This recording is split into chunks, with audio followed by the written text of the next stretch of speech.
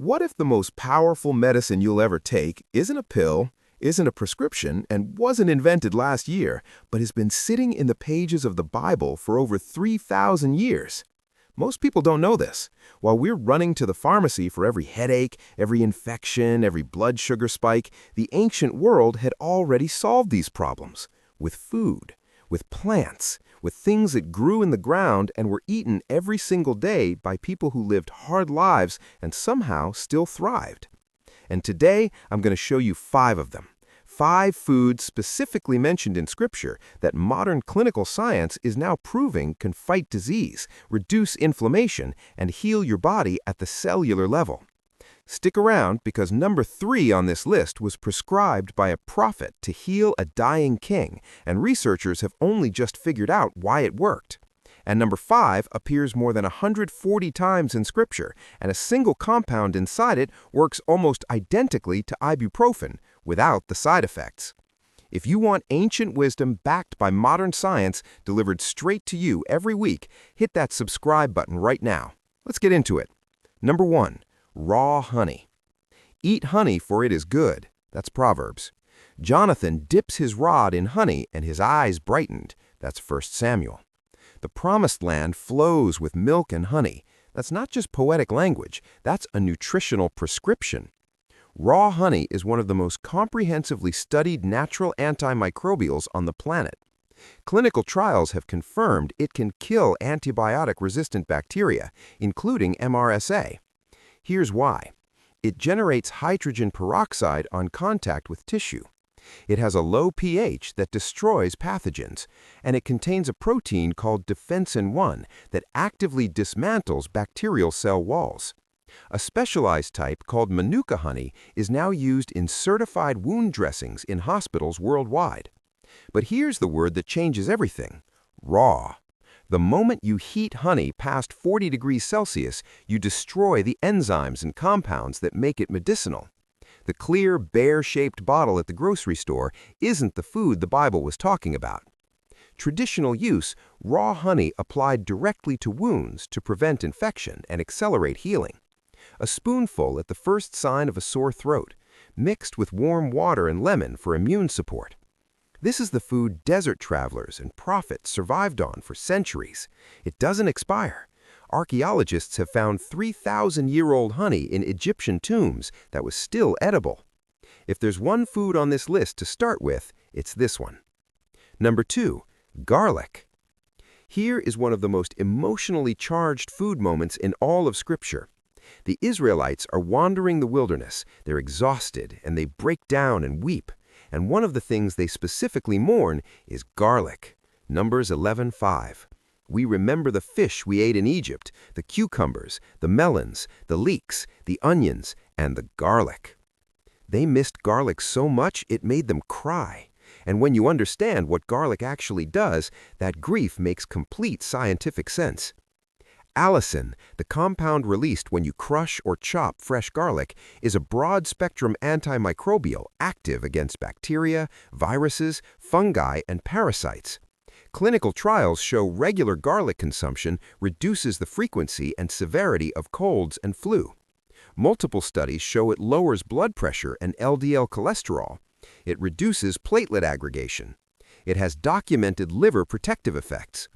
Raw, freshly crushed garlic is the most potent form.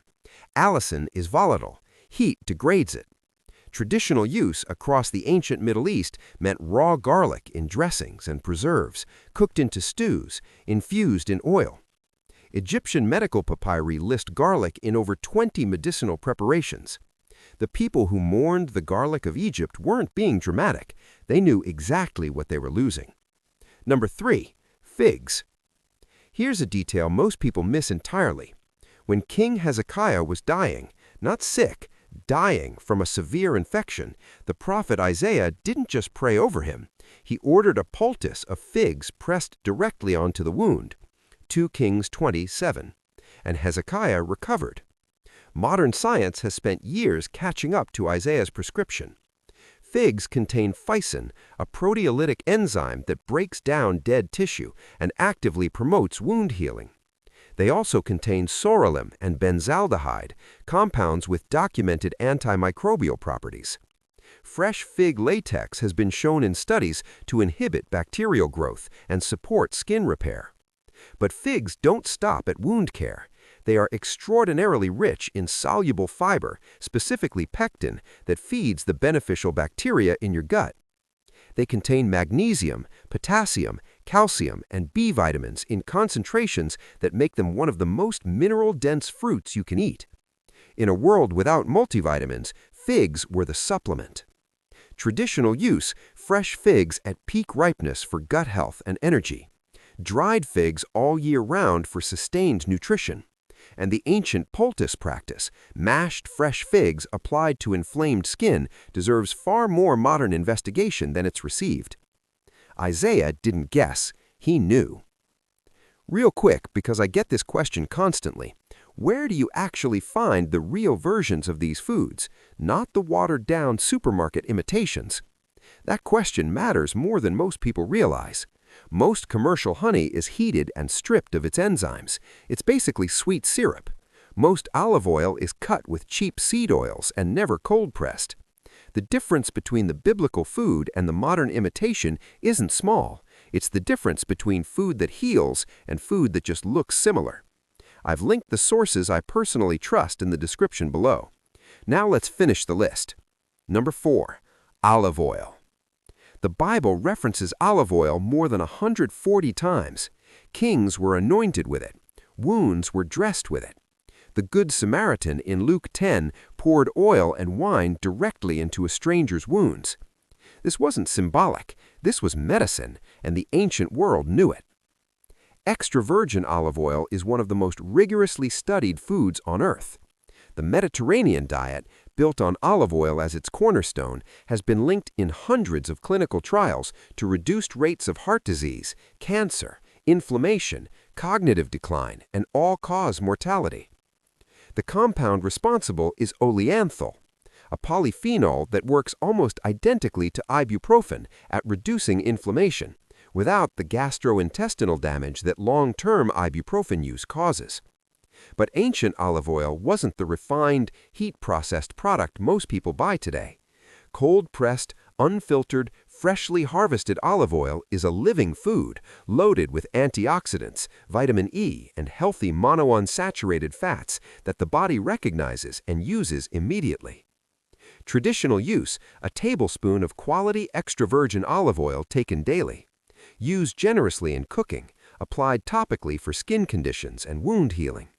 The people of the Bible didn't take supplements. They poured it over everything.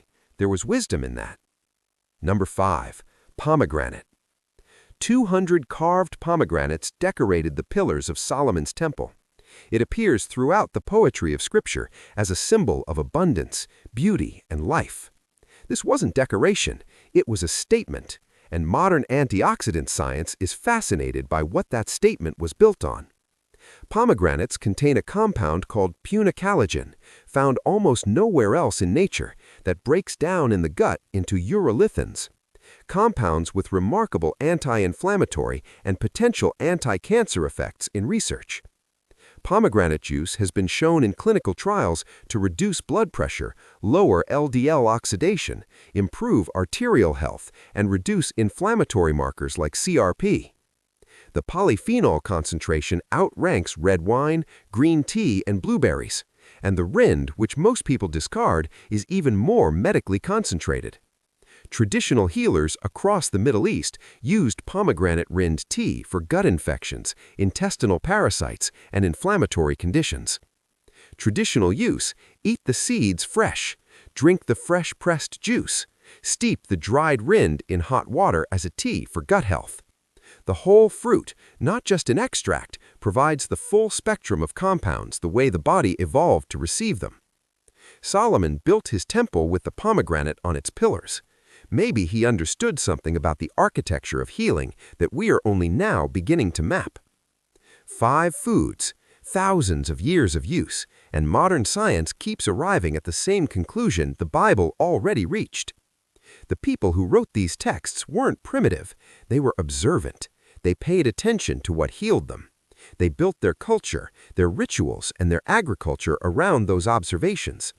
And now, with clinical trials and biochemical analysis, we keep confirming what they already knew. The food was the point. The healing was the point. Drop a comment below and tell me which one surprised you most. If you haven't subscribed to Biblical Homestead Health yet, hit that button now and ring the bell. We post every week. See you in the next one.